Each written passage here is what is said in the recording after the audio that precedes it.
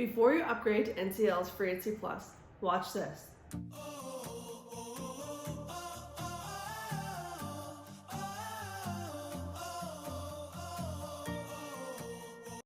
Hi guys, welcome back to the channel. I'm Ashley Neal. I'm a registered nurse and also a travel agent. Today we are going to discuss the difference between the Free at C and the Free at C Plus package for Norwegian. This has really met a lot of pushback recently with their whole Great Stirrup K beverage package policy. So we're going to get into that and we're going to go through the differences between the two packages so you can decide for yourself if it is worth the upgrade for you on your next sailing. So to start off, the Free at C. This is your standard beverage package. It includes 3 specialty dining meals, your unlimited beverages, which does not include bottled water, 150 minutes of Wi-Fi, and also your shore excursion credit. Now, if you upgrade to the Free at C Plus, this is going to cost you an extra $69.99 Canadian per day per person, or $49.99 per day per person if you are an American, so US dollars. So the difference is what you're going to get. If you upgrade to the Free at C Plus, you will get top shelf liquors for your beverage package. So drinks up to the price range of $25 per glass, and you'll get 40% off select higher end wines. Also, you'll get unlimited Starbucks package, which is quite a good value on its own because I believe that's $16 a day per person to get the unlimited Starbucks package. So that's pretty good. You'll also get unlimited streaming Wi-Fi per guest in the cabin, which is quite a big upgrade from the 150 minutes in the base package.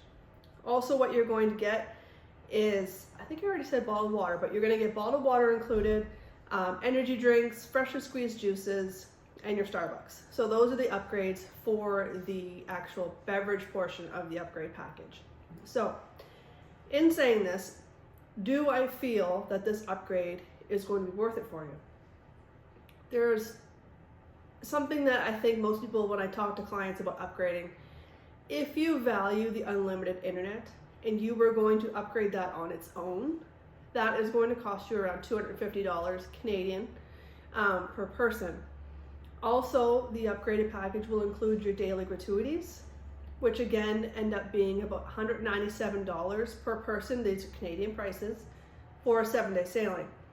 So with those two things included, that is pretty much your price of the upgrade, because to upgrade from the regular Free at C to the Free at C Plus, it's going to cost you $490 per person Canadian to do this upgrade. So if you value the unlimited Wi-Fi and you're paying your daily gratuities anyways, in my mind, it's worth your money if you plan on doing those two things. Something up and above, which I really enjoy myself personally, is I enjoy bottled water. I know you can drink from the tap on the ship. The whole ship is, completely filtered. All the water's safe, but I do enjoy bottled water. So for me, that is a upgrade that I really do enjoy. And with the Starbucks card, it's really like you're getting that for free. If you were planning on upgrading your internet anyways, your gratuities you have to pay anyways unless you decide to take those off once you get on the ship at guest services, which is your complete option to do so, and that can be a different video on my thoughts on that. But if you're doing those two things, you essentially get the Starbucks card for free is the way I look at it. Also, if you enjoy fine dining at the specialty dining restaurants, with the upgrade, say you have your 3 specialty dining nights included in your package, and you upgrade to the Free at C Plus.